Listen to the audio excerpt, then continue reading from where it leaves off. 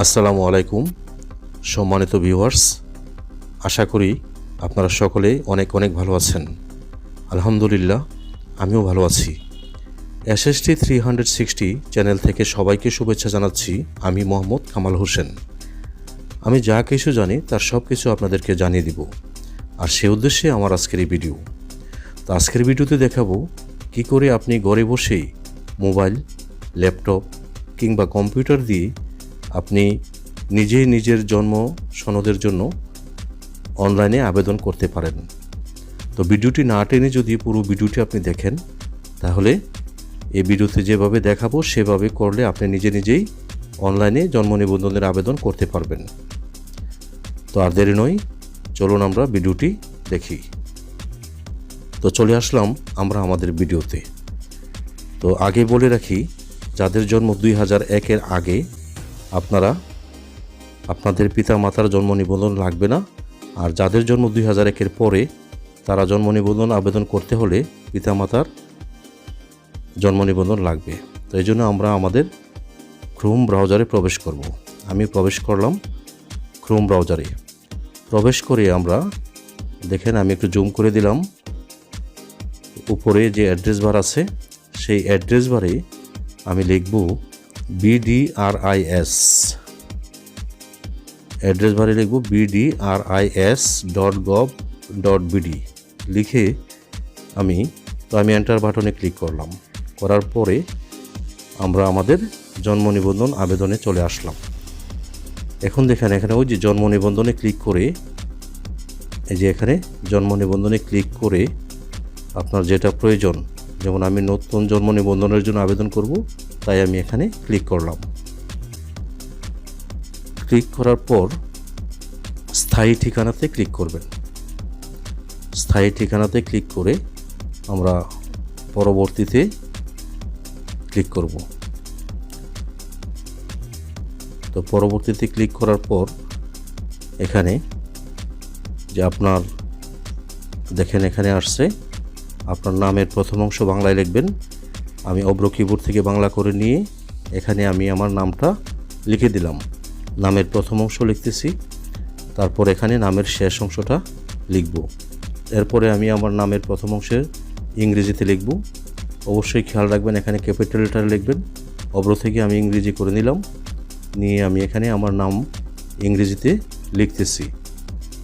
তারপর এখানে আমি আমার জন্মসাল, জন্ম তারিখ এটা আমি বের করে এখান থেকে আমি এখানে দিয়ে দিলাম 30শে জুন 1977।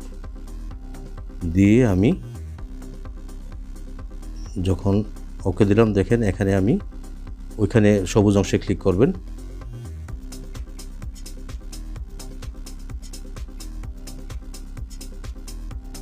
তারপর এখানে পিতা মাতার কততম সন্তান এটা দিয়ে দিবেন। তারপরে এখানে লিঙ্গটা নির্ধারণ করে দিবেন। তারপরে জাতীয় পরিচয়পত্র নম্বর অপশনাল, এটা না দিলেও চলবে, তাই আমি এখানে দিলাম না। তো এখানে দেশ, তো বাংলাদেশ।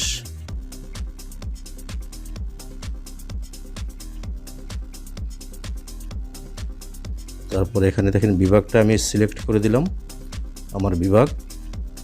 তারপরে আমার জেলা, আপনারা আপনাদের বিভাগ, জেলা, উপজেলা এগুলি দিবেন।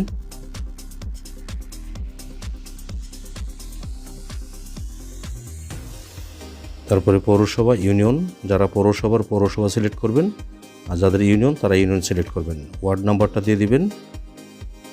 ওয়ার্ড নাম্বার দিয়ে দিলাম। এখন আমি এখানে ডাকঘর লিখব, আপনি আপনার ডাকঘর লিখবেন।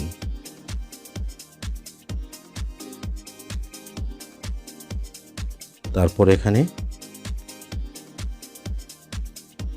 আমার গ্রাম বা মহল্লা বা পাড়া এটা লিখব, আপনি আপনার গ্রাম, মহল্লা বা পাড়া এখানে লিখবেন।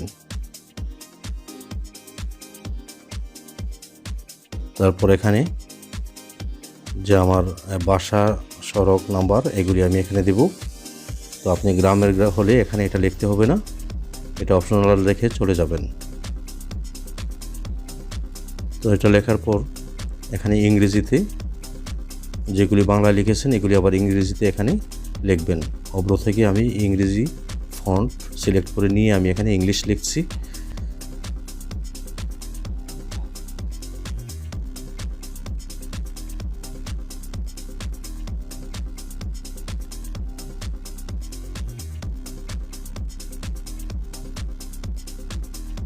ওইখানে বাংলাতে আমি যে তথ্যগুলি দিয়েছি এখানে ইংরেজিতেও আমি সেই তথ্যগুলি দিলাম।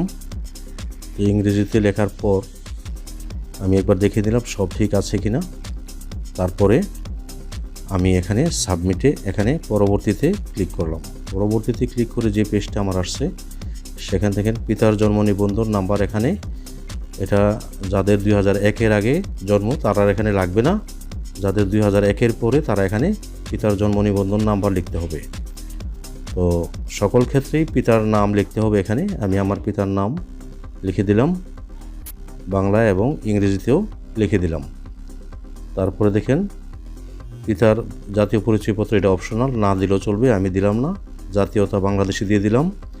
মাতার ক্ষেত্রে একই, মাতার জন্ম নিবন্ধন যাদের 2001-এর আগে লাগবে না, তো মাতার নামটা দিবেন। আমি আমার মাতার নাম দিয়ে দিলাম, তারপরে ইংরেজিতেও দিয়ে দিলাম। তো এটা জাতীয় পরিচয়পত্র লাগবে না, জাতীয়তাটা দিয়ে দিলাম বাংলাদেশি দিয়ে।